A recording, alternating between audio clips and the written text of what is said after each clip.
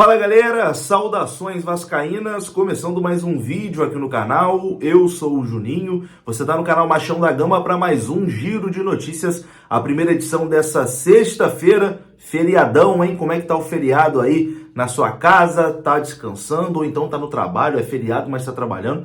Tem muita gente, né, que continua trabalhando aí no feriado, a galera que trabalha na portaria, a galera que trabalha rodando em carro de aplicativo. Bom trabalho para quem tá na correria aí nesse feriado. O canal Machão da Gama também continua, né, trabalhando.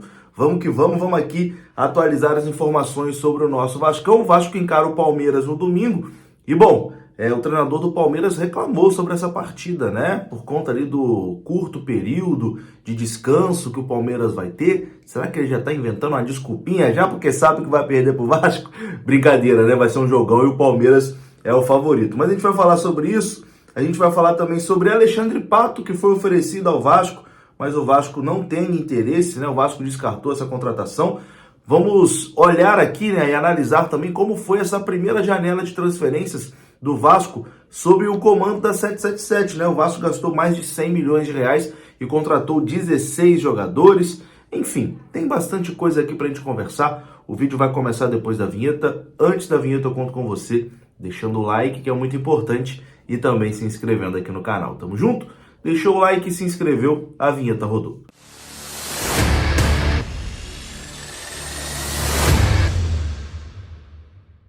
Então bora lá, meus amigos, começando mais um vídeo e começo falando aqui do estádio de São Januário, que tá fazendo aniversário hoje, meu amigo. São Januário completa 96 anos de idade no dia de hoje. Nessa sexta-feira, dia 21 de abril de 2023, São Januário completa 96 anos de inauguração. O estádio Vasco da Gama, né, que é popularmente conhecido como estádio de São Januário, construído ali com a força, né, dos vascaínos da década de 20. São Januário tem uma história muito linda, né? Quando foi construído, foi o maior estádio da América do Sul até a construção do estádio do Maracanã na década de 50, um estádio que foi feito ali com o suor, né, dos torcedores e sócios vascaínos, a galera que se uniu na época para fazer uma vaquinha, para poder construir um estádio.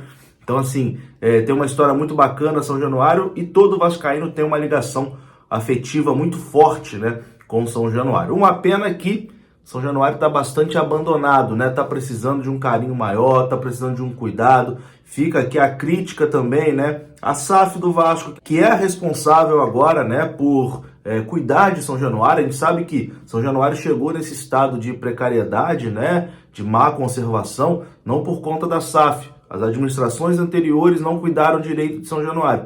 Mas agora a responsabilidade está com a SAF e a gente espera, né, que eles cuidem com mais carinho de São Januário. Eu vejo eles brigando muito pelo Maracanã, mas acabam deixando São Januário escanteado, né? São Januário precisa de pequenas melhorias, né? Pelo menos até acontecer uma reforma em São Januário, caso aconteça, mas até lá São Januário precisa de melhorias ali nos banheiros, nos acessos, aquele telão lá que não está funcionando há mó tempão, precisa de ser trocado, a arquibancada precisa de uma nova pintura, precisa de um cuidado, enfim. Vamos olhar também para São Januário com mais carinho, né? Não adianta ficar comemorando, falando que tem orgulho, mas não cuidar do patrimônio do clube. Então, fica aqui também essa pequena crítica, né? Porque São Januário, que é o nosso orgulho, merece ser melhor tratado. Enfim, falamos aqui de São Januário, vamos mudar de assunto e já falar do jogo de domingo que vai acontecer no estádio do Maracanã. E o Maracanã estará lotado, né? Mais de 50 mil ingressos já foram vendidos aí para essa partida contra o Palmeiras. Vai ser um jogo muito difícil. O Palmeiras, com toda certeza, tem uma das melhores equipes, né, do futebol brasileiro, se não a melhor equipe do futebol brasileiro. Tem um baita treinador, que é o Abel Ferreira, apesar de que o Abel Ferreira não vai poder estar à beira do campo nessa partida, porque foi expulso na estreia do Palmeiras no Brasileirão. Da mesma forma, o Barbieri, né, também não vai estar na beira do campo, porque foi expulso contra o Atlético Mineiro. E ontem o Palmeiras jogou pela Copa Libertadores e venceu de virada, um jogo muito difícil. venceu o Cerro Porteño por 2-1, jogo que foi realizado lá no estádio do Morumbi. E na entrevista coletiva pós-jogo, o treinador do Palmeiras, Abel Ferreira, reclamou, né, da proximidade do jogo da Libertadores com o jogo no Campeonato Brasileiro, dizendo que o Vasco teve uma semana livre para poder treinar e recuperar os seus jogadores, enquanto o Palmeiras vai ter aí 1 dia e meio no máximo, né, para fazer tudo isso. Abre aspas aqui para o Abel Ferreira, que disse o seguinte: o Vasco jogou essa semana? Não, né? Teve a semana livre para trabalhar o jogo. É igual? Sinceramente, vocês acham que é igual ter uma equipe que tem a semana livre e outra que tem 2 dias para se recuperar? Agora, isso obriga uma superação dos meus jogadores, que têm sido guerreiros. Fecha aspas. Vamos lá. O Abel, de certa forma, ele tem razão, né, na fala dele, realmente. O Vasco com uma semana livre e o Palmeiras apenas com 2 dias para recuperar os seus atletas, o Vasco vai levar uma vantagem física nessa partida. Só que, Abel, isso só está acontecendo por conta da incompetência do Vasco, que foi eliminado de todas as competições e que no ano passado estava na Série B, então não tinha possibilidade de jogar uma competição sul-americana na temporada de 2023. Eu tenho certeza, Abel, que o Barbieri e toda a torcida do Vasco queria trocar de papel, queria estar aí jogando uma Libertadores da América e depois no domingo tendo que jogar pelo Brasileirão e não tendo a semana livre, né, para trabalhar. Infelizmente, o Vasco está eliminado aí de todas as competições, mas o calendário brasileiro é assim. Quem está disputando tudo acaba tendo que se dividir ali entre as competições. Mas a gente concorda que é um fato. O Vasco realmente vai levar vantagem física aí sobre o Palmeiras no jogo de domingo, mas isso não quer dizer nada, né? Porque o time do Palmeiras é muito bom, é a melhor equipe do futebol brasileiro. Acho que o torcedor vascaíno tem que ir para o Maracanã com essa mentalidade, né? Que o Vasco vai enfrentar a melhor equipe do futebol brasileiro, que o favorito é o Palmeiras. O Vasco tem condição de ganhar? Tem condição de ganhar, é claro que tem. O Vasco venceu o Galo fora de casa, o time do Vasco é um time guerreiro, mas o Palmeiras tem uma melhor equipe, uma equipe que já vem jogando junto há 3, 4 anos, e o Vasco é uma equipe formada aí há 3, 4 meses, né? Então, assim, é uma diferença realmente importante, mas o Vasco tem condições sim de vencer a partida. Porém, mesmo com essa situação de menos tempo para trabalhar, para treinar, etc e tal, o Palmeiras é o favorito para essa partida. E esse jogo, quem não vai ao Maracanã vai poder acompanhar aí pela Rede Globo, porque o jogo será transmitido aí para todo o Brasil. Tá aparecendo aí o mapa, e onde está em verde, a Globo vai transmitir Palmeiras e Vasco, Vasco e Palmeiras, na verdade. E onde está em cinza, a transmissão será de Santos e Atlético Mineiro, ou seja, todos os estados do Brasil, exceto Minas Gerais, vão acompanhar a partida Vasco e Palmeiras, e ali ainda tem um pontinho verde ali em Minas Gerais, que é a região ali de Juiz de Fora, né, que também vai acompanhar a partida Vasco e Palmeiras. Então, é um jogo aí de relevância nacional, né, e a Globo vai mostrar para todo o país.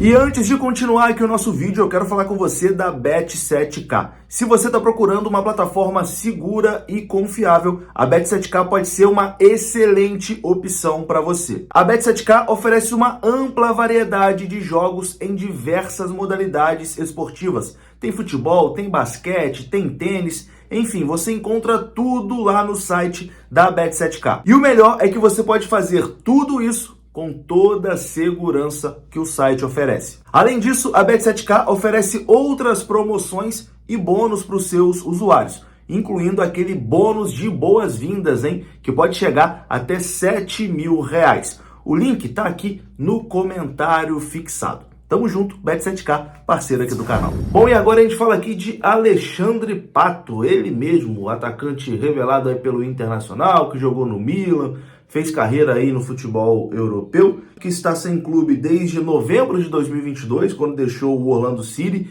dos Estados Unidos. Ele foi oferecido a diversos clubes do futebol brasileiro, incluindo Cruzeiro, Fluminense, Santos e São Paulo. E o portal torcedores.com apurou que Alexandre Pato foi oferecido ao Vasco da Gama. A movimentação foi feita por um empresário que tem grande influência nos bastidores de São Januário. Mas, apesar da diretoria vascaína estar à procura de um jogador para ser o astro do time na Série A do Campeonato Brasileiro, Alexandre Pato não está nos planos da comissão técnica e internamente existe ali um entendimento que o atleta não seria a solução para a posição de ataque ali do Vasco da Gama. Por isso o Vasco resolveu não investir, né? O jogador foi oferecido, mas o Vasco não quis dar prosseguimento. O Vasco descartou essa situação do Alexandre Pato. Uma outra situação que aconteceu essa semana em São Januário foi sobre o atacante Vinícius Paiva, porque o Ituano pediu mais uma vez o empréstimo, né, do Vinícius. Ele que ano passado já disputou a Série B pelo Ituano, mas o atacante Vinícius não quis sair do Vasco, né? Apesar dele não estar sendo utilizado pelo treinador Maurício Barbieri, o jogador preferiu esperar algo melhor e recusou a proposta do Ituano. Então o atacante Vinícius, mesmo não sendo utilizado, vai permanecer no Vasco da Gama. Bom, e agora para encerrar, a gente fala aqui sobre essa janela de transferências do Vasco, né? O Vasco que gastou mais de 100 milhões em 16 reforços, né? Nesse primeiro movimento aí da 777, da SAF Vascaína. Essa foi a primeira janela de transferências que a SAF do Vasco pôde atuar. E, bom, as contratações foram as seguintes. A janela já está fechada, né? Fechou ontem.